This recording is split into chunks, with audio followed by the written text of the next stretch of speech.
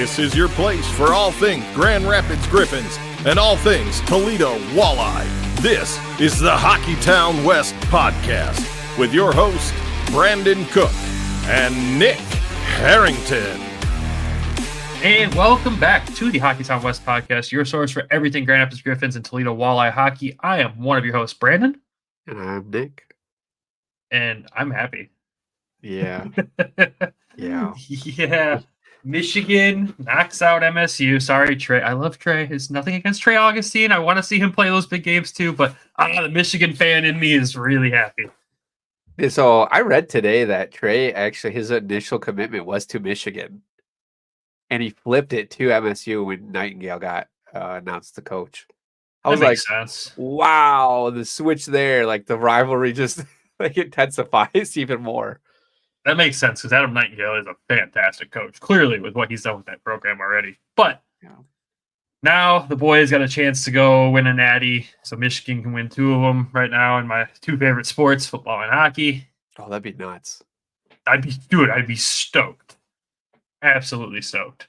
So good for them. Sucks for Sparty, but at the same time, it is what it is. But man, happy Sunday to us, but this is Monday to everybody else. Happy whatever day. How you doing? You know, now that I think about it, we've lost 4 games this weekend in the hockey world. This is not good. Your mood just changed that quickly because of that? What? 4 games?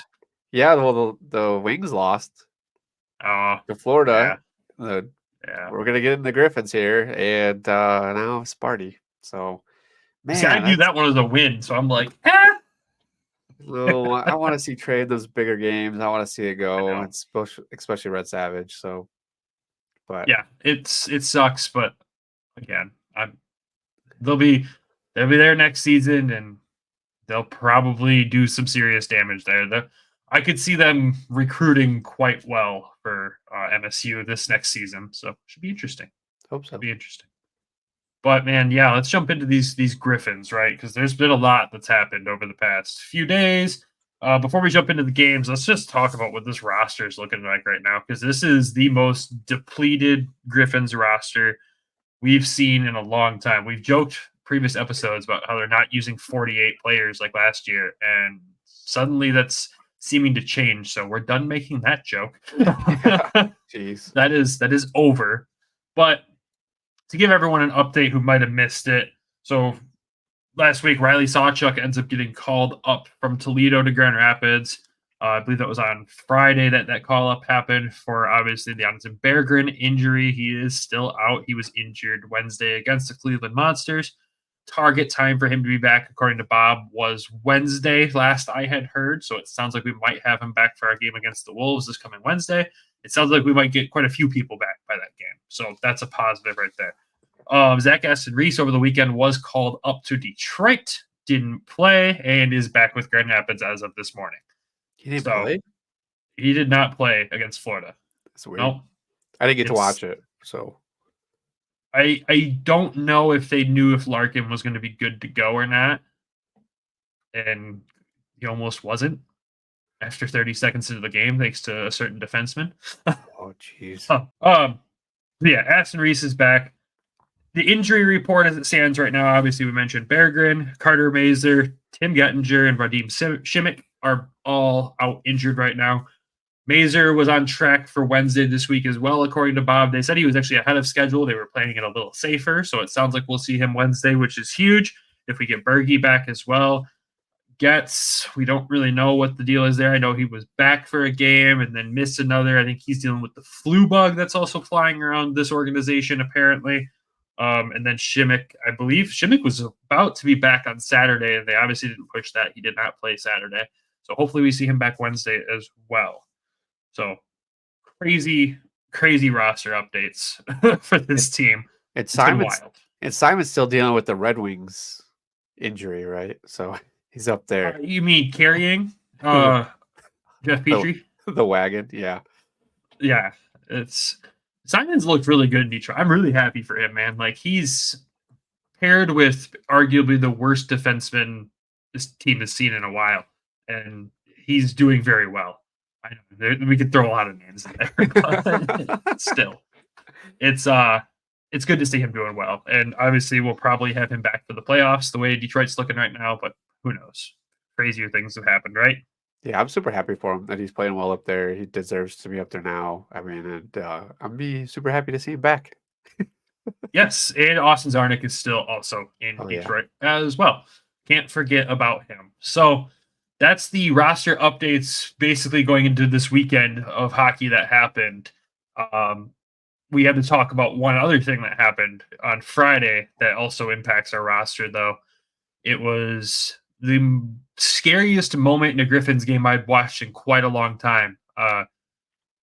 Tyler Spezia gets injured in this game and ends up leaving on a stretcher, which was really tough to watch. For those that didn't get to watch the game, he was hit from behind. It wasn't any foul play, it wasn't a bad hit or anything like that.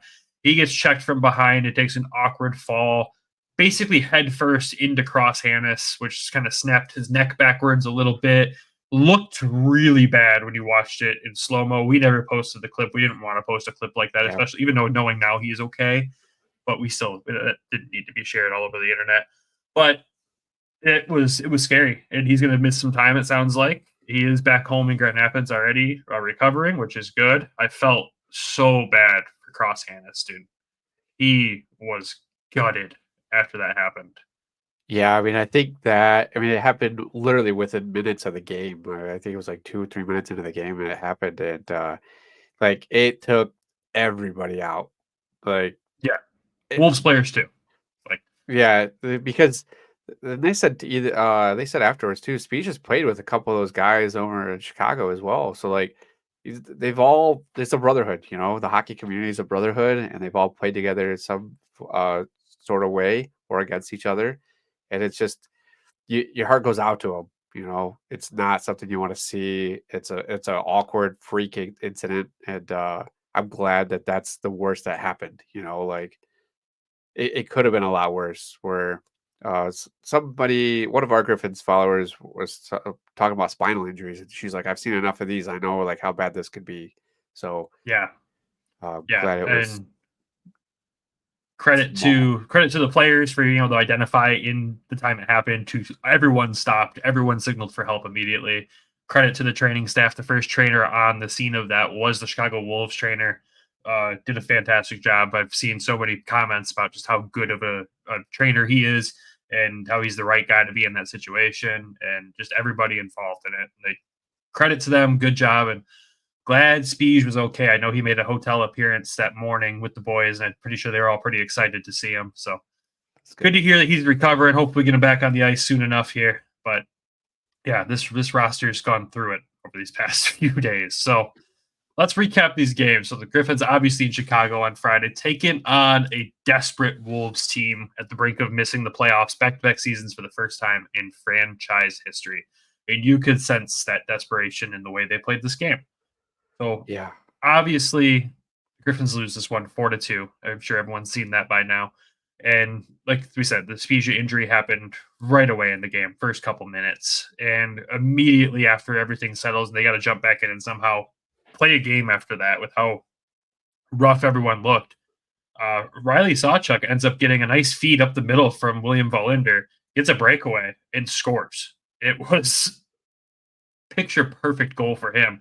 First game called up this season, and we just saw what he's been doing in Toledo all year.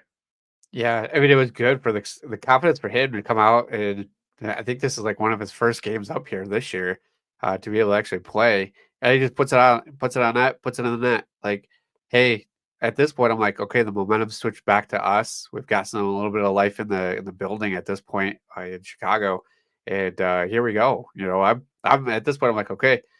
We can start playing some hockey now. Yeah, and the boys thought so as well, because 8 seconds later, Matt Luff gets a beautiful feed from Emil Viro and scores the second goal of the game, and the Griffins are up 2-0, 4 minutes 19 seconds into this game after what had happened there. Like that's how you want to see him start. But unfortunately, that was it for offense in this game from Grand Rapids. Max Comtois gets his 17th of the season for the Wolves in the power play. Chris Terry, former Griffin, got an assist on that. Rocco Grimaldi got the other one.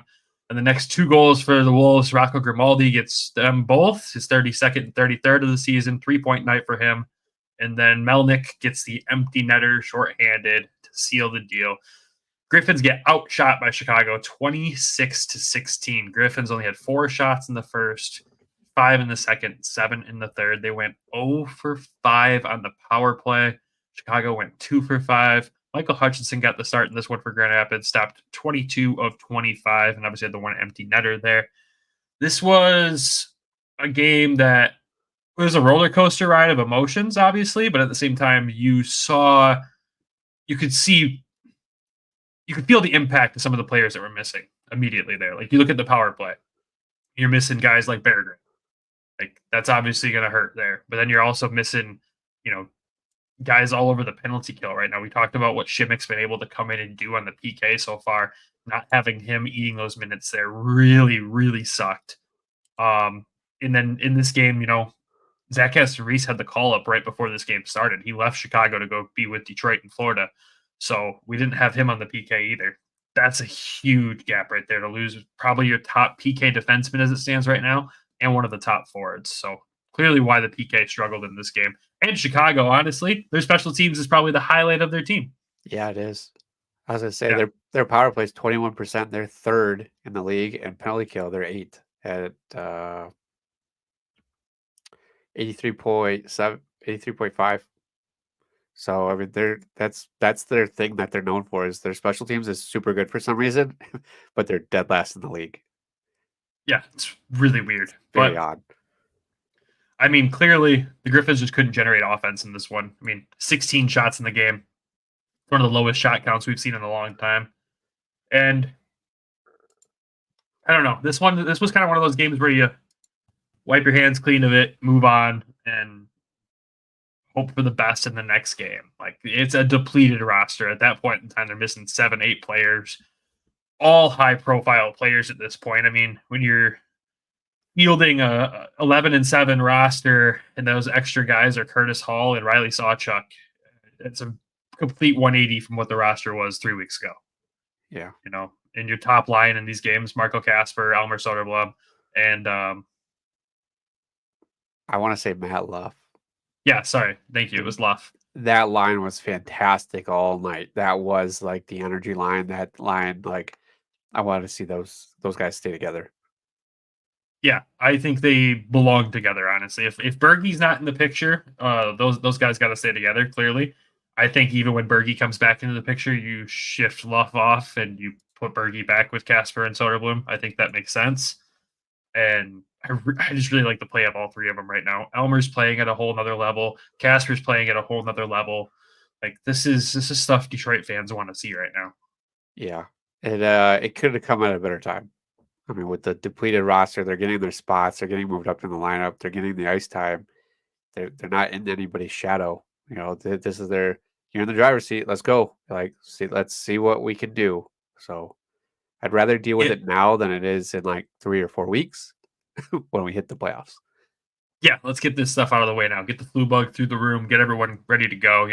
We'll figure it out. But I think we mentioned it a couple weeks ago, and if it didn't make a cut, it didn't make a cut. But what this has shown me is that when this roster is full, the first line could be any line on this team, top to bottom, first to fourth line. It could be any of them. So, I mean, right now you're looking at, well, not the case right now, but hey, when they're all back together, back healthy, you just see the depth of this team and how deep it truly is. I mean, you think if we were going through the same thing last year, we'd be signing PTOs left and right for forwards, defensemen, whatever, trying to figure out something. We'd have 4 call-ups from Toledo.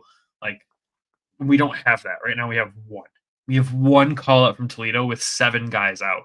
That just shows that what the work that Sean Horkoff and Steve Yzerman and co did in the offseason to make sure Grand Rapids was truly set up for success, what they admitted that they were not last year.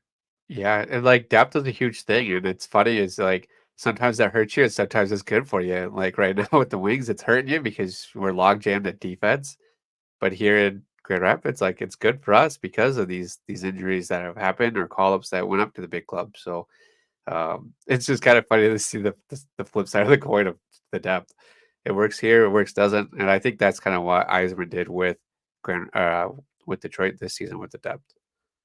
Yeah, I mean, selfishly as Griffins fans, we're thankful for the logjam in defense because look at the defenseman we get to keep down here. I mean, that logjam doesn't exist. Albert's not here at this point. You know that. Like, oh yeah, if this is years past, like Edmondson's been up there all season, Albert's up there, and William Vollinder is taking first line minutes here at Grand Rapids. Like, you're like, whoa, could be a real change of pace here. So I'm really glad, selfishly for us, that's like this.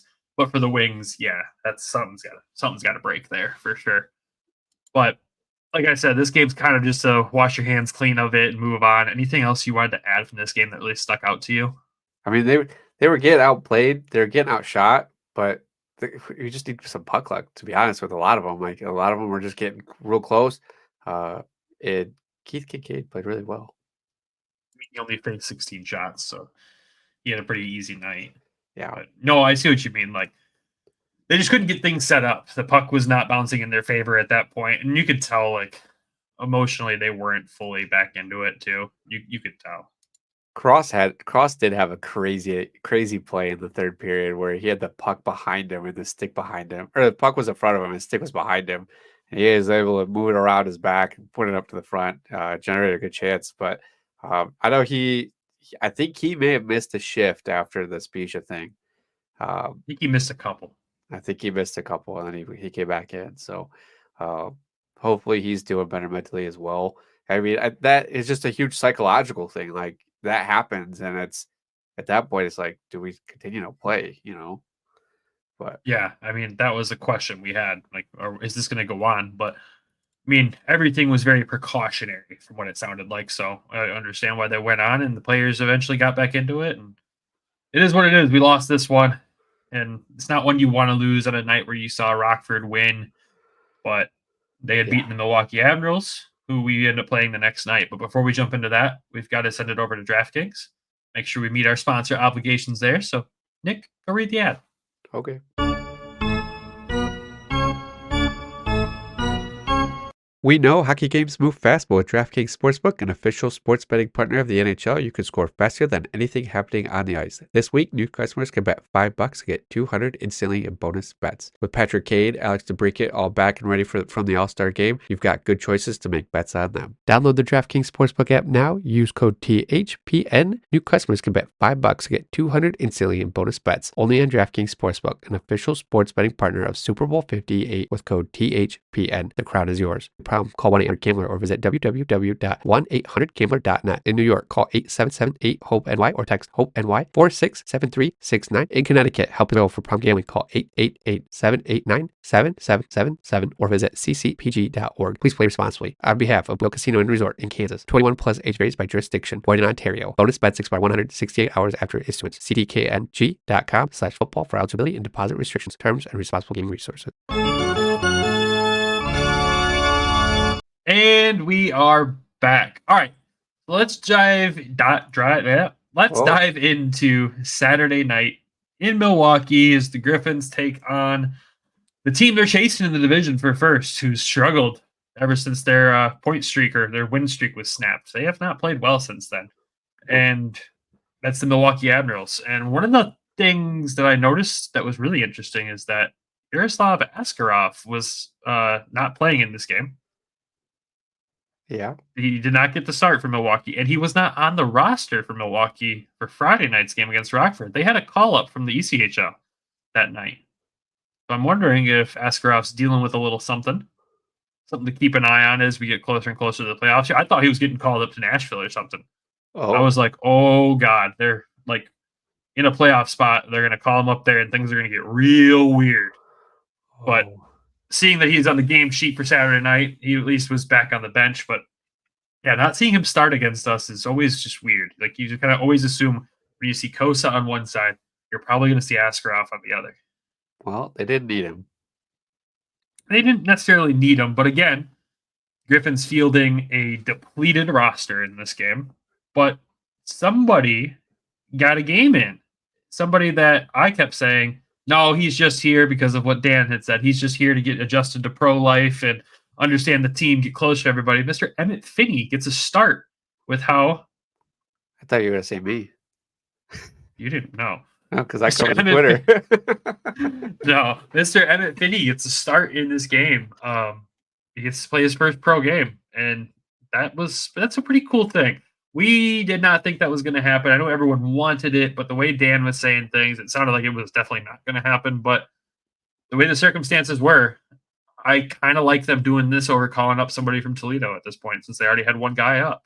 Yeah, they already had him there, so it didn't cost them a trip, for somebody a bus ticket or a plane ticket over. So no, and I mean, if there's a way to figure out what a prospect's going to bring to the table, you field them against the most difficult team in the division, who's also one of the roughest and toughest teams to play against in the AHL to kind of understand where the kid's at. So you watched this full game, you covered it for us. Before we dive into the actual game, what were your thoughts on Emmett Finney's play?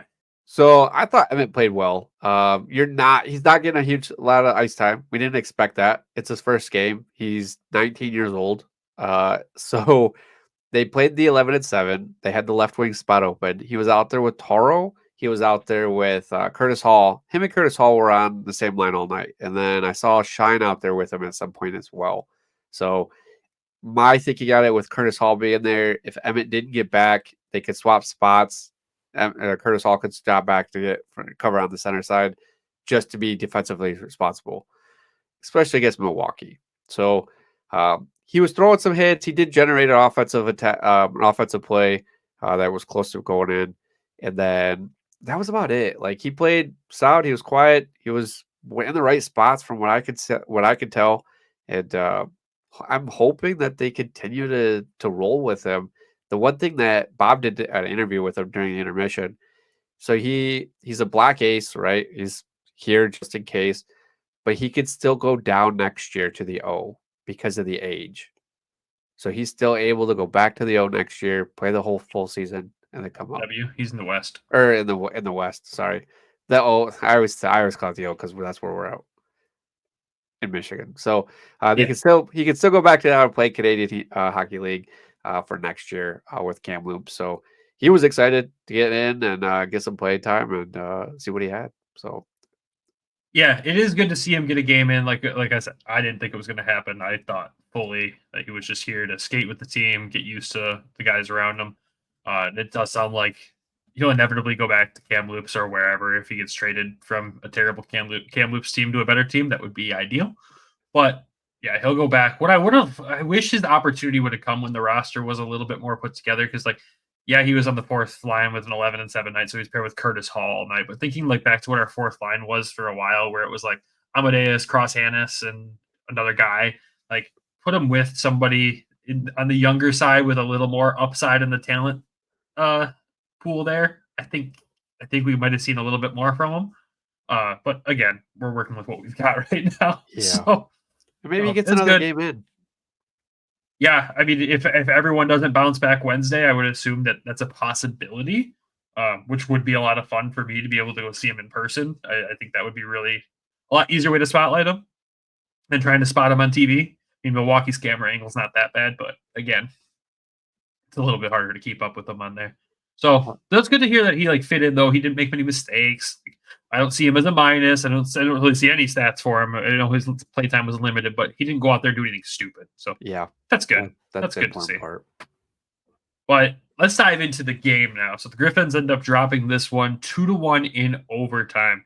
Mr. Sebastian Cossa gets to start for Grand Rapids in this one, stops 25-27, extends his point streak. We'll talk more about that in a second here because we did not give it enough time on the last episode. Trust us, we know. We'll talk about it. But Griffins outshoot Milwaukee in this one, 31-27. A great bounce back from the performance in Chicago there. Love seeing that. Again, it's against a tough Milwaukee team with the most depleted roster we've seen the Griffins field all season long. Troy Grosnick gets to start for Milwaukee in this one, stops 30-31. He had a good game there in scoring in this one. Milwaukee got the scoring started in the first, nothing in the second. And then at 19-minute, 22nd mark of the third period, Albert Johansson gets his sixth of the season, tying the game for Brogan Rafferty and Taro Hirose, and comes in clutch to get this game into overtime there. So Mr. Cossa owes Johansson a steak dinner for extending his streak, and we'll go from there. But Milwaukee, unfortunately, does win this one in overtime on the power play. Unfortunately, the guy that took the penalty was Albert Johansson. But yeah, Milwaukee wins this one. Grand Rapids at least gets a point out of this, so they get 1 point out of the possible 4 for the weekend. Not ideal when you see Rockford had a crazy weekend, tearing up Chicago this night 6-0.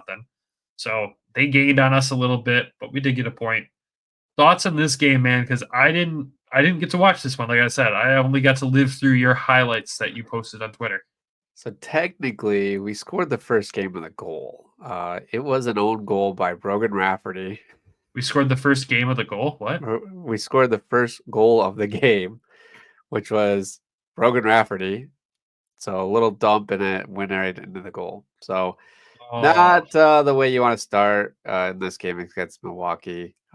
It was a playoff game. Like, it was close. Like, it was 1-0 through all the way up until the last 40 seconds, and you're just like, something's gonna happen. It's gonna break through at some point, and you're just kind of waiting for that break, that puck luck to happen. And unfortunately, it just never did for us until Albert just shoots it from the blue line and see what happens to get it in.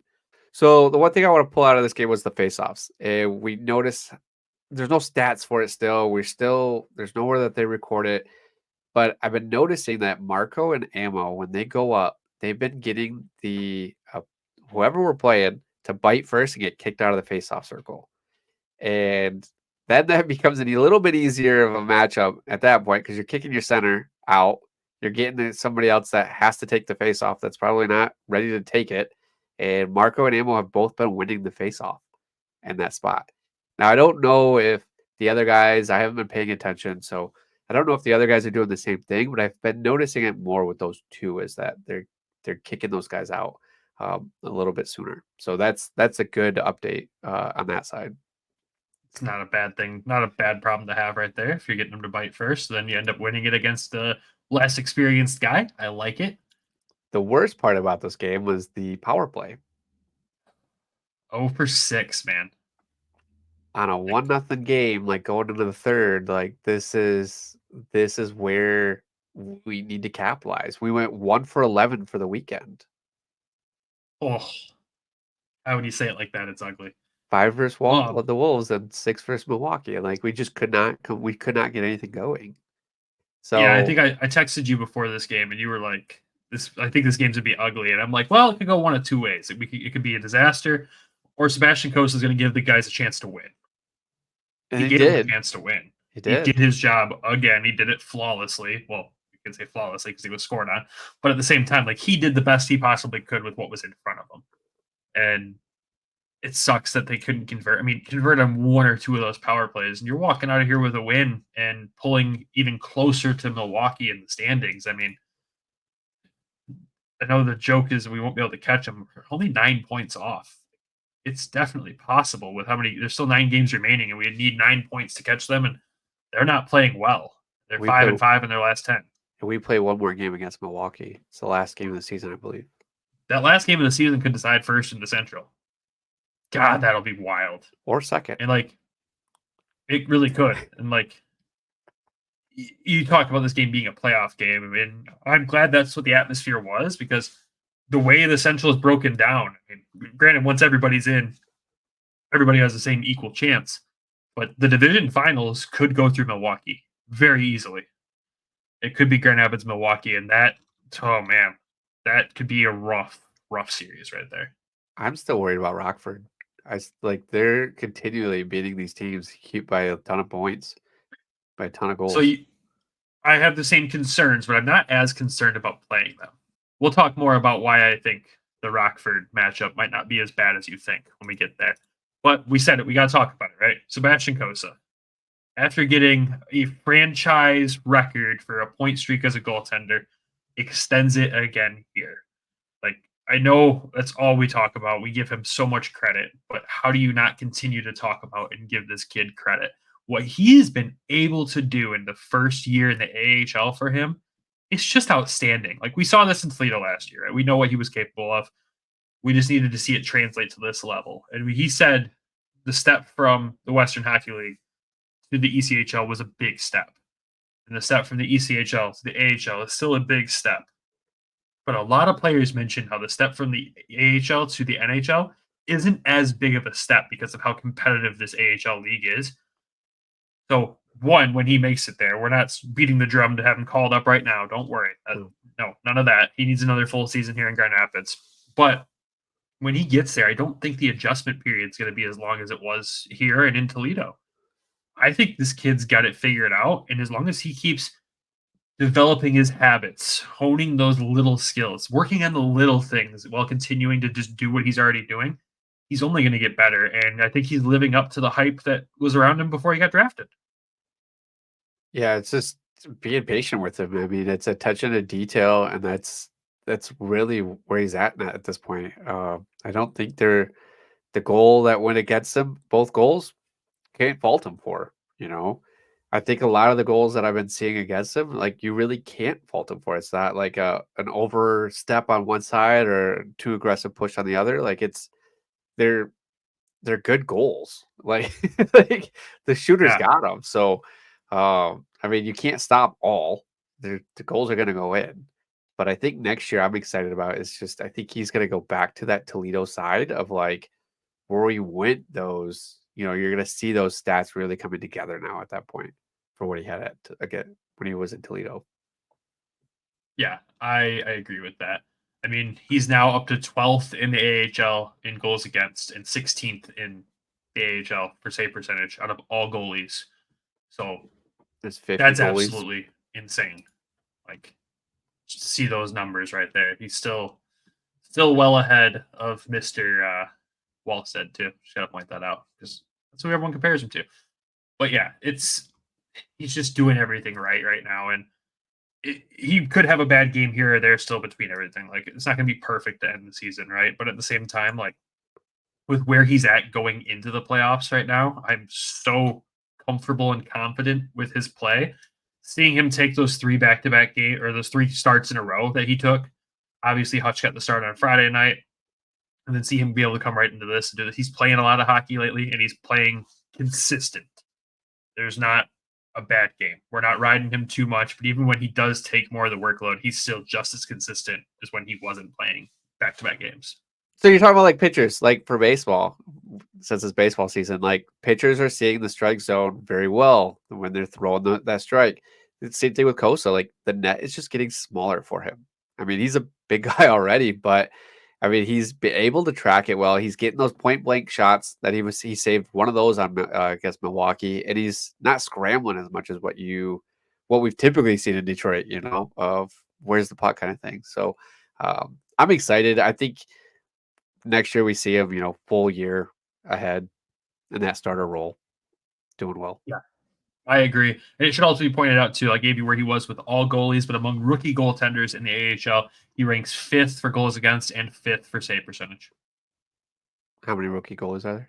5th out of 15. Yeah. Rookie goalies. The only guys that are above him are Dennis Hildeby for Toronto, Eric Portillo for Ontario Reign, Joel Blomqvist for Wilkes-Barre, and then Clay Stevenson for Hershey. And he's just playing ridiculous numbers right now. That's insanity. A 1.97 goals against average in 32 games played for Clay Stevenson. Good Lord. And a .925 save percentage. Just nasty numbers there. It's sort of like I created my Be a Pro at NHL 24 and gave him max stats, and that's him right there. That's insane. But will it translate? Who knows? Eric Portillo, dude, he's a Michigan guy right there. That's an interesting one. Anyways, yeah, good to see. Love what Coast is doing right now.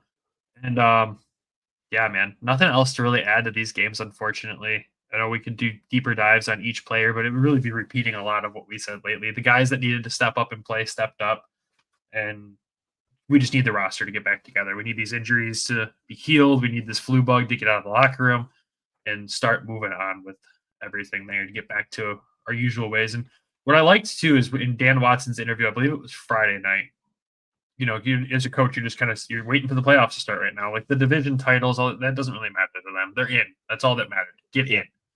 Now it's fine. Like he said, it's fine tuning the habits. It's making sure our structure is set as we get into these playoffs here. And just hearing like that's the mindset that makes me feel so much more comfortable than I felt in years past going into the playoffs. Like, I'm extremely confident this team can go in there and make a deep run. So Yeah, I think we could get to the conference finals, to be honest.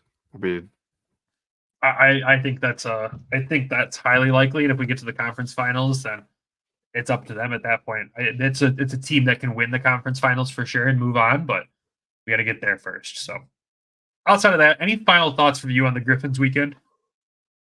ready to burn that game tape and move on. Yeah. I'm sure they are too. Great to have them back home. Very limited number of home games coming up still this season, man. Yeah, So there's not much.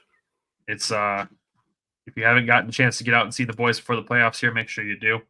I know they're, like we said, they got Chicago in town on Wednesday. The last winning Wednesday of the season. I'm sorry. So we got that going for us there. I'm sure it'll be a good turnout again too. After the last win had 7,000 people there. Hopefully we see the same amount come out for Wednesday's game against the Wolves. And then this coming weekend can't go understated. It's probably the biggest weekend of the season for us when you're talking ranking in the division for who our potential playoff opponent will be, because we have Rockford at home on Friday and then Rockford away on Saturday. So And Rockford Wednesday. no, Rockford, that's the following Friday. Rockford again on Friday. We're playing 3 straight. 3 straight games against Rockford, 2 against the Wolves, 2 against the Wild, and the last one against Milwaukee. I can give you the whole season remaining games of the season in like 10 seconds, because that's how close we are to the end now, folks. This is nuts. But Wednesday's game, like I said, should be a good one. Friday's game also should be a really good one, so make sure you get out to that. Get there early too. It's the equipment sale day. One of my favorite days of the year to get out to that. You do have to have a ticket to the game to attend the equipment sale. But if you like hockey gear and all the cool memorabilia, make sure you go check it out. So with that, no other final thoughts on the Griffins weekend. No. Nick wanted to dive into some of our prospects a little bit. The Red Wings prospects, I should say, not Griffins prospects, but their potential Griffins prospects. And how they're doing in their respective playoff races right now. Because I know Nate Danielson's in the playoffs, got a couple other guys too. Obviously, Trey Augustine's done playing his tournament. Sorry, I had to say it again one more time. Yeah, so is Red Savage. Yep. So, anyways, but you had some updates on the other prospects through the Canadian Hockey League and everything. So give me the rundown. What you got? Yeah, so with Emmett Finney's season being done with the Kamloops, he's over here, and I was like, well, you know what? I wonder who else. I know last year about this time we saw Ammo come in at the last end of the season games. So I was like, who could we possibly see in Grand Rapids? Playoff for the or for the Canadian Hockey League, it is best of 7. So they have a traditional playoff system. We'll get there on the AHL one, folks. It's an interesting one. Someday. Teams can be reseeded, which is also odd. So if we continue throughout, we'll update that. But the two, so North Bay Battalion against Kingston, and North Bay Battalion is up 2-0. Tinius Matherin is in that. No stats the first game. He did play. Second game, he didn't have an assist on the game-winning goal. It was a shorthanded goal. They won 7-3 in that game. He was a +2. So this guy, a lot of people are kind of keying in on him. He's playing really well. So we might be talking about him a little bit more as the playoffs continue in the Canadian Hockey League. Their next game is April 1st. So tomorrow or today. Yeah. Whenever this comes out. London Knights versus Flint. Flint's the 8th seed. They squeaked in. They are currently losing 2-0 in that series. We don't have any prospects for Flint, but we always want to plug in their Michigan teams. Saginaw Spirit versus Owen Sound. Saginaw's up 2-0 against the Sound. They should move forward. I don't see Flint getting out of the first round. Now they got a tough opponent there in London. That's a tough one. Seeing that they scored quite a few goals against them last night was impressive. That's a tough battle right there. But and London's the first seed, so it should be a quick sweep. Yeah. The one that we're probably I'm most excited about is the Sioux Greyhounds. Okay. We have Andrew Gibson on that team. So he finished the first game with a +1. Game 2, he was a +1 again with a shot on goal. He started out really hot in the O, and then he's kind of cooled down. We haven't really seen much from him, but so currently the Sioux Greyhounds are up 2-0 with against the Gulf Storm. Okay. And then That wasn't the one I was most excited about. I think I'm most excited about this one. I know, I was teasing. So this one is way over in the Western Hockey League, way late at night, so nobody's paying attention. Just kidding. Is Portland. So they're playing Victoria Royals. They won the first game 4-3. Nate Danielson had 2 assists. He had 5 shots on that. They do keep track of faceoffs. So this is what I was paying attention to. 14 for 19 in the faceoff circle. Okay. The next closest center on his team was Gabe Clausen, and he went 12 for 19. Okay. So he's taking the majority. Respectable numbers. Yeah, they're tied. They're taking the most. And then the next guy that takes the next faceoffs is a guy named Kyle, and he's got 6. So it's not much. There's a huge drop off there with the centers and taking faceoffs. I just love it's a guy named Kyle. Yeah, a guy named Kyle. Everybody has a guy named Kyle on their team. In the second game, Portland versus Victoria, so they won 5-1. Nate had a goal and assist. He was a +1. Had 3 shots on net. Again, 12 for 19 in the faceoff circle. Took majority of that night, the faceoffs that night. The next highest was Gabe Clausen, 9 for 16. And then Kyle, again, coming in. So the reason I didn't put his last name, because it's going to be hard to pronounce, it's Chizawowski, and he went 6 for 12. So not great on that end. But you see, Nate's taken the majority of the offense and the majority of the faceoffs. Yeah, that's really good to see, and it's good to see him putting up numbers too. I mean, Portland's a freaking wagon. Yeah. Right now, it's ridiculous, and I'm just excited to see them up 2-0, and he's doing well. That's all that matters to me. I wasn't able to catch the seeding on that side. I was trying to watch the highlights for these games too to see was there anything crazy that these guys did to stand out. Portland's been reposting. I believe we've been resharing those as well, so everybody sees those. Trying to. Yeah, the Western side, they don't put their seeds on the video highlights, so I just didn't catch it in time. But hopefully, it's weird because you want them to go as far as they can in the playoffs, so they can get that experience. But at the same point, we kind of do want them up here. No, I'd rather him go make a deep run with Portland there. Gibson, I don't think if they get knocked out, I don't think you see Andrew Gibson jump over here. Why not? I don't think he's put up the numbers to get an ELC signed this year. I would say it's probably something you'd want to look at next year. I believe this is his first year with the Sioux, if I'm not mistaken. It's his first or second year with them. So I don't think he gets an ELC signed or anything like that, like you've seen Gylander or Finney do. I don't think that happens this season. Nate, if for some reason Portland got bounced, yeah, you would see Nate get signed probably. The jury's out if we're going to see him spend another year in the WHL or not. I would kind of assume, just based on the numbers he put up with Detroit already, he would probably end up in Grand Rapids next season. Which would, God, think of our centers next season. It would be absolutely ridiculous. But at the same time, that's what I ideally would want to see. I would love to get Nate Danielson on this Griffins roster to push through the playoffs. Holy God. If we could pull something off like that, that'd be crazy. And there's still a lot of time left. The Western Hockey League playoffs, they move quick. It comes at you fast. So we'll see what happens. And we'll keep you updated as we go.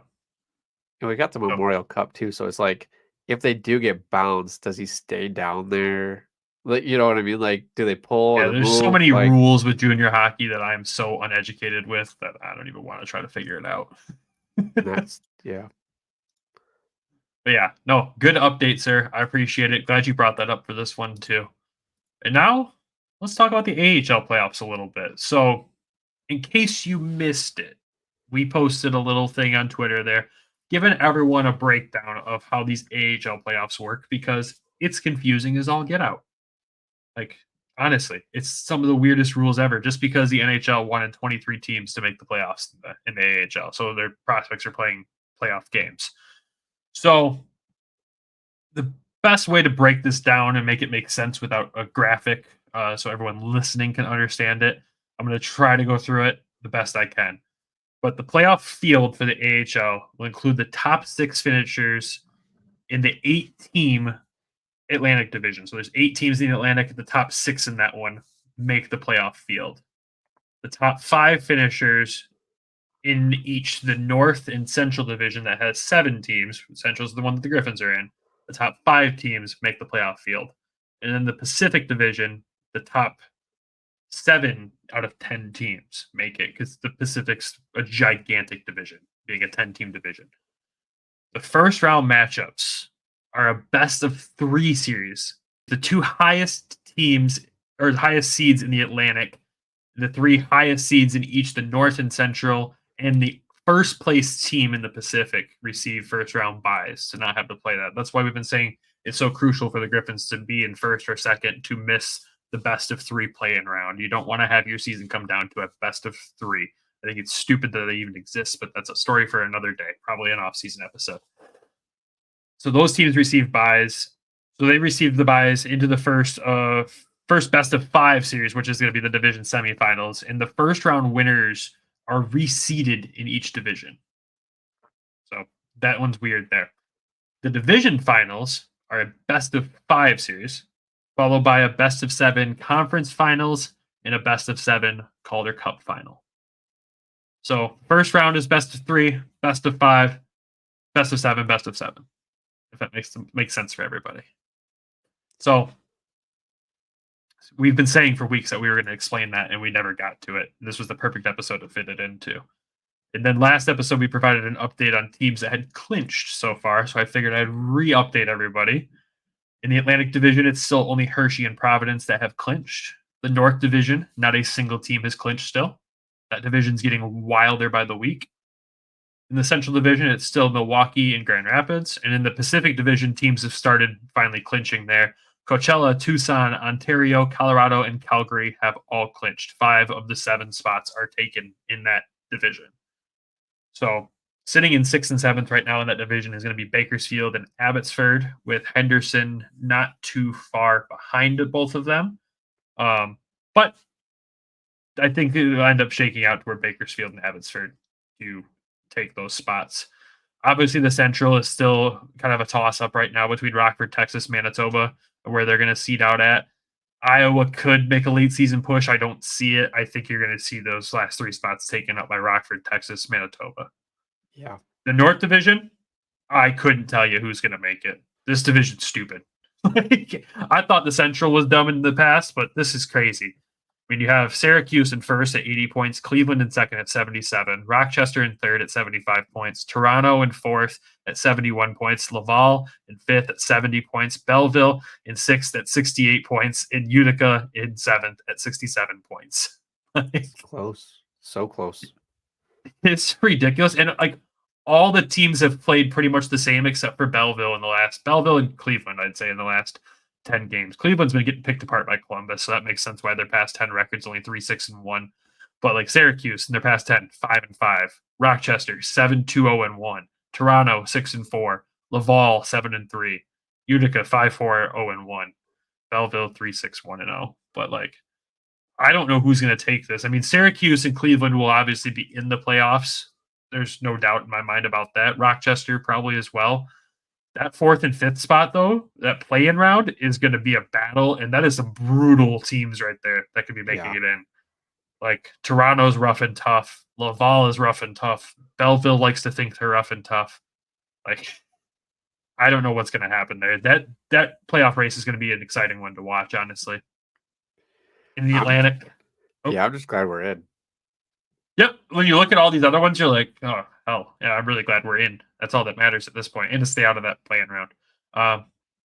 The Atlantic Division, obviously, Hershey's the one that's probably going to clinch the division. Making it behind them, it's going to be weird. Charlotte probably will make it. Wilkes-Barre will probably make it. And the battle between Hartford, Lehigh Valley, and Springfield will be interesting. Bridgeport's pretty much out. Yeah, Springfield, I think, could sneak in there. Be interesting. So that's your AHL playoff update from us here. We'll keep you updated as things move there. I'm excited for it because it's going to be interesting around the league. It's going to be a lot of different teams in the playoffs this year from years past. But I do want to focus back in on the Central because we mentioned it earlier in the episode of why I think a Rockford matchup's not going to be the end of the world for us. And it's because we're a better team than Rockford. It's on paper, we are a better team. Eye test, we are a better team. Yes, they are one of the hottest teams in the league right now, but their strength of schedule is also one of the weakest. Like they have played some not great teams. They played Milwaukee once recently and obviously beat them. Milwaukee's been on a slide downward since their 19-game win streak was snapped. They beat Chicago 6-0. Chicago's 2-4-1-3 in their last 10 games, and one of those wins is the Grand Rapids game that happened the other night. That was just a weird game. They played Iowa a little bit, and they're 5-4-1 in their last 10. And they played Texas, who's 4-5-1 in their last 10. Texas, without Logan Stankoven, is not the same Texas team. Granted, there's been other players called up too, but they still have Maverick Bork, and they still have the same set of goaltenders. They're still struggling there. But I don't think Rockford's going to be like a death sentence if we get stuck playing them. I want home ice advantage over them. But at the same time, if my first round matchup is just down the road, but it's not a far trip to them, that's what I want. I don't want the team to be exhausted doing that. I don't want that to be an excuse in there. I don't want them playing Texas. I don't want them playing Manitoba. Yeah. I want them playing Milwaukee or Rockford, honestly. I think Milwaukee will come down the road for us as a playoff matchup. I think it'll be the division finals. If I'm going to predict the future, it's a pretty good bet that Grand Rapids and Milwaukee meet in the division finals and what a matchup that'll be. But I don't think any team below us, right? I don't think any team in the Central is a death sentence, honestly. If the Griffins have a full roster, I'm comfortable. Go ahead. That's you. I'd say that's just me.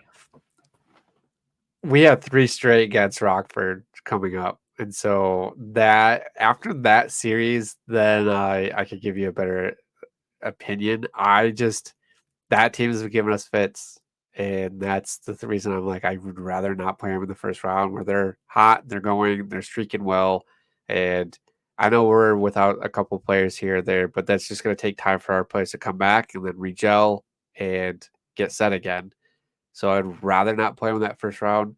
But I also see your point too. Like, you don't want to play Manitoba or Texas that first round. You don't want to take that crazy trip across. You don't want that travel. I mean, no. So especially because the NHL playoff schedule gets weird. Like, it gets really weird. You'll get a lot of back-to-back games. NHL, it's every other night that team is playing in their series. The AHL, you don't know if it's back-to-back and 2 days off, or back-to-back and 1 day off, or back-to-back-to-back.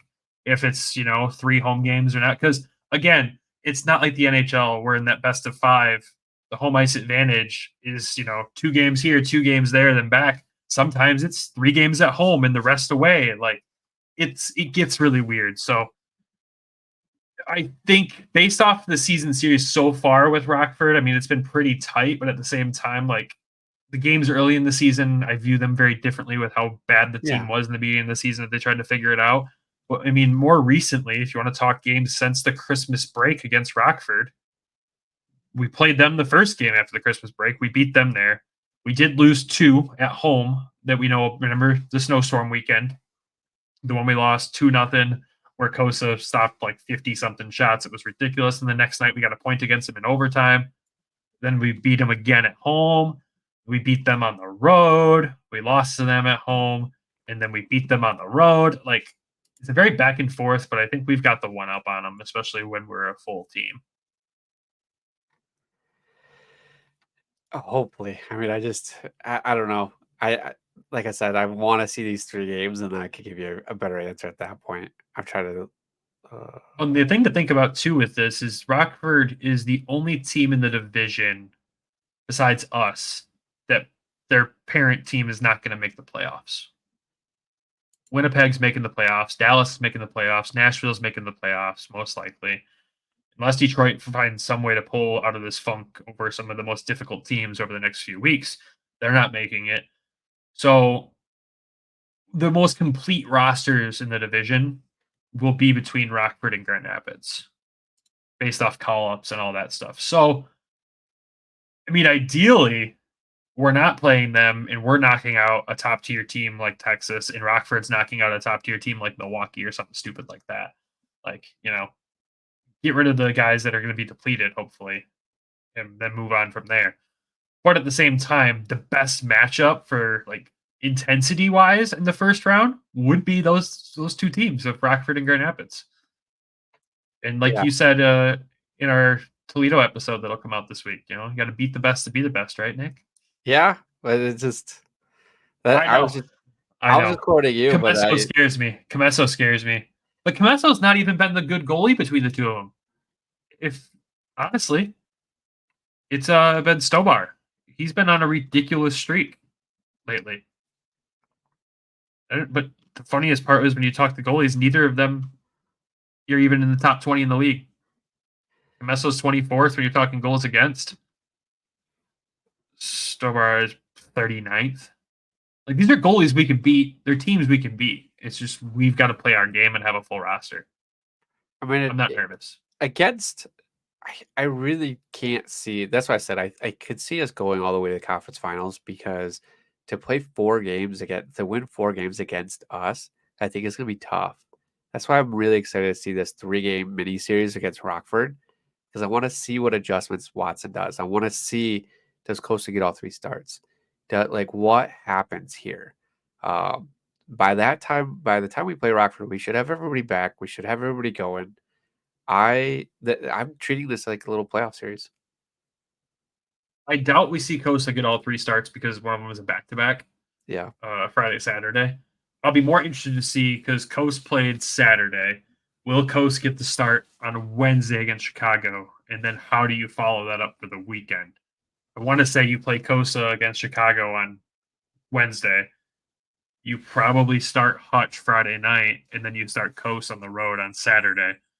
And then you probably start Coast again the following Friday against Rockford. If I'm Dan Watson, that's kind of how I play it out. But, I mean, I'd love to see Coast take them all with how he's playing. Well, you got to remember, we still got Husso coming back for conditioning stint, too. That could factor in there.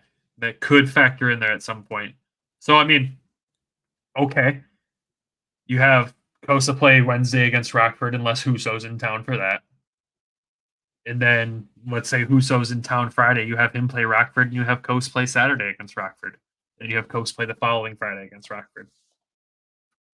That's not bad. But at the same time, I want to see the lineup we'll have in the playoffs against Rockford. I think if I want to see Husso play, I want to see Husso play Wednesday against Chicago.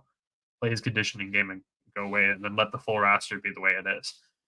I just think it's unfortunate for Rockford playing this 3-game series that it's going to be points that they need to win to keep other teams off their back. They're going to probably have our full roster by that point to fight against. I mean, Berge should be back by then. Shimmick should be back by then. Gettinger should be back by then. Who knows what Detroit will look like? But I don't know.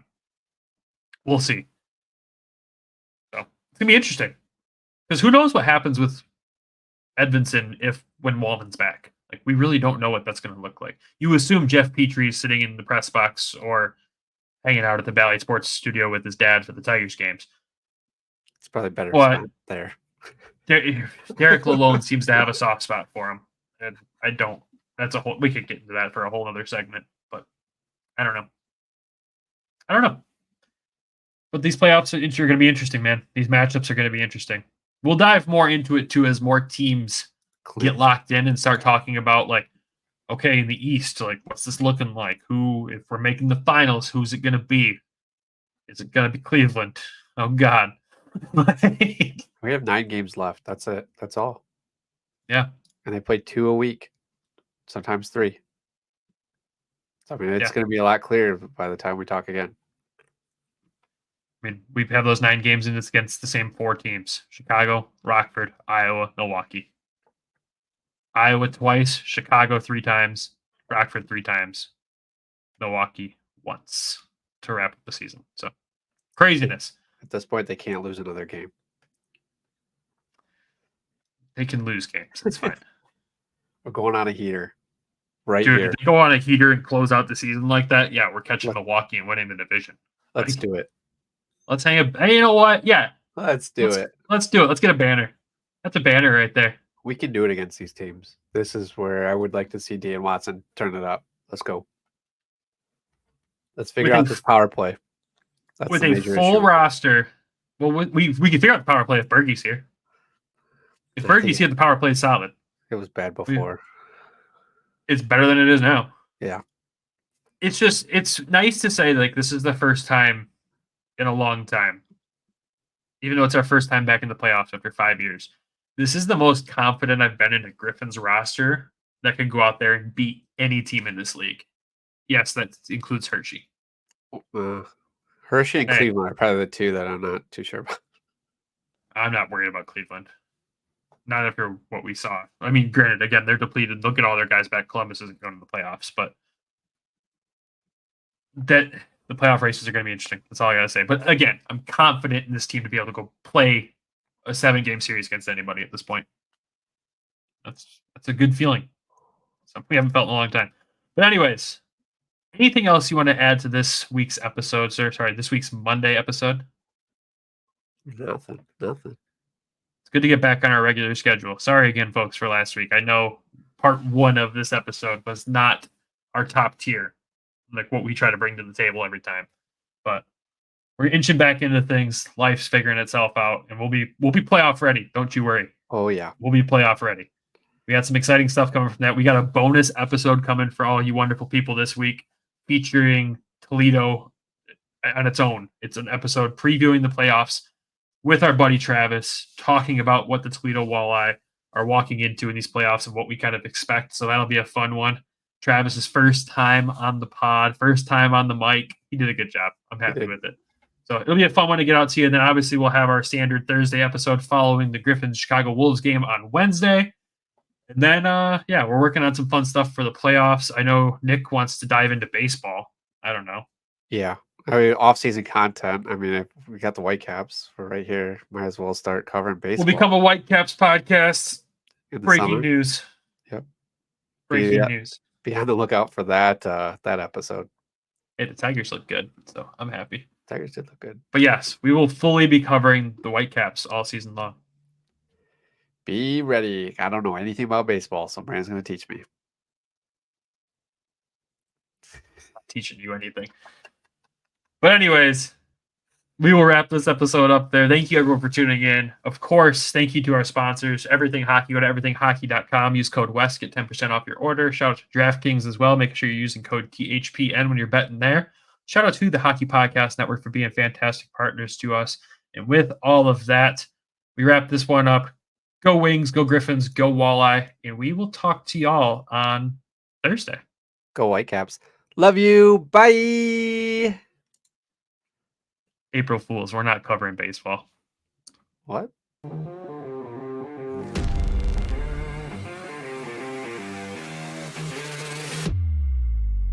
Thank you for tuning in to the Hockeytown West Podcast. Be sure to check us out on Twitter at HockeytownWPod and your host, Nick at GR Hockey Guy and Brandon at Brandon GR Hockey.